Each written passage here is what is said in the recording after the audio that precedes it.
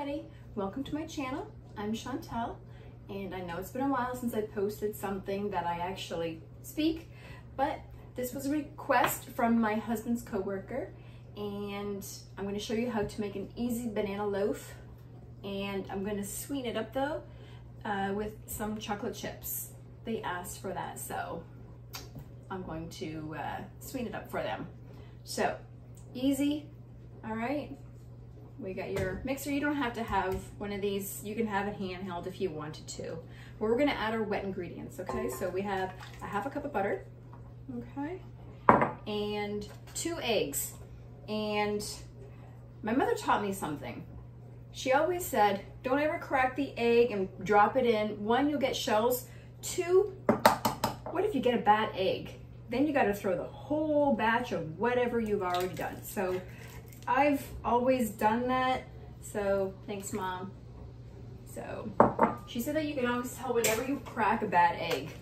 Knock on wood, I haven't yet, so hopefully that hasn't happened to you guys. All right, so 1 egg at a time in a separate bowl.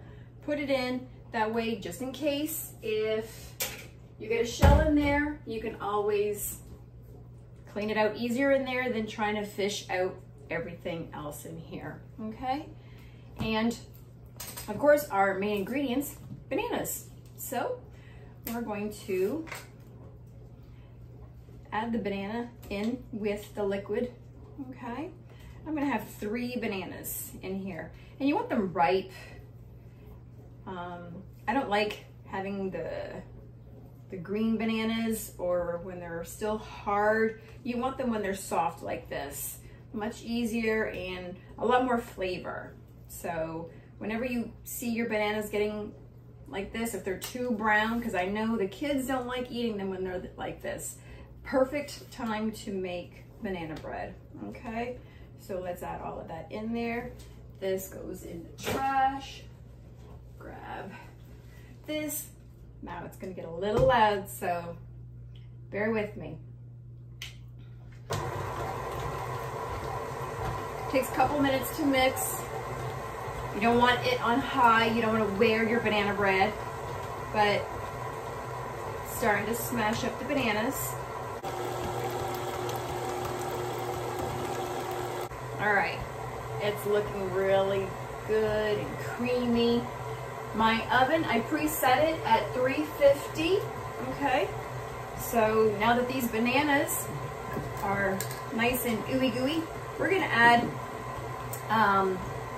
a lot of sugar, believe it or not, a cup of sugar. This is an old-timey recipe.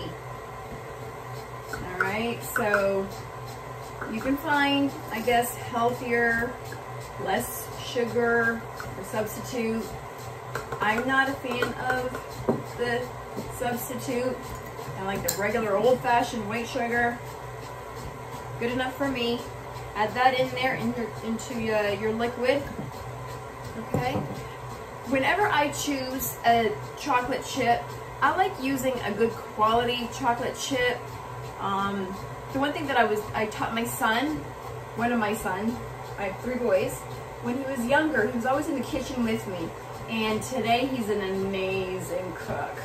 I love tasting his foods, but when he was younger, I got him to try the different chocolate chips and to tell me which one he liked by not just crunching the chocolate, but actually let it melt on your tongue and tell me the difference of how you feel. And I got 3 different brands, and he could tell which one, because I did a blind test on him, he could tell which one was the best quality, because a cheaper quality will actually you'll feel the grit on your tongue, and a good quality, it'll be nice and creamy, it'll melt beautifully on your tongue. So that's one of the ways that you can tell, okay? All right, that's good, nice and creamy, everything. So now let's mix the dry ingredients together. So I'm gonna get a smaller bowl, okay? And with this one, we need a 1 3/4 cups of flour, okay? So I have my cup, 1 cup with the chocolate chips. So I'm using my 1/2 cup. Okay. I'm gonna just kind of shake it. I don't use my finger or a knife or anything like that. I've been doing this for a long time. I can kind of guess. So, all right, that was 1 cup, 1.5 cups, and now the 3/4, or sorry, the 1/4. So now we have a cup and 3/4. Okay. Some salt. Again, I like to eyeball it. I'm used to it. So believe it or not, that's about 1 teaspoon of it. These other ingredients I will measure. This one, it's baking soda and baking powder. This one's the baking powder, and you're gonna need 1 teaspoon. So you don't wanna add too much, nor do you wanna be a little too short on your baking powder. It's gonna help make everything nice, rise and light and everything. And your baking soda, the same thing too, okay? 1 teaspoon of baking soda. All right, now let's just kind of incorporate all of this together, mix everything together.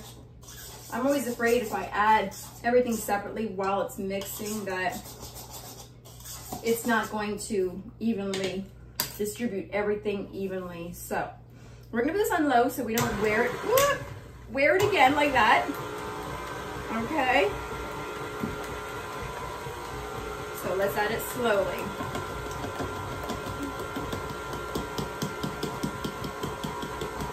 And just as soon as everything is incorporated, that's when we're gonna stop. And I'm wearing it, of course. All right. It's flying everywhere, but that's okay. There we go. Mixed together, okay? Turn that off. And now let's scrape the spatulas, okay?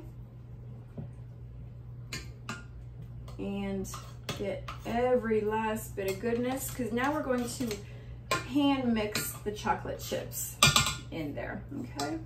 So let's get rid of this. This and this can go in here, all right?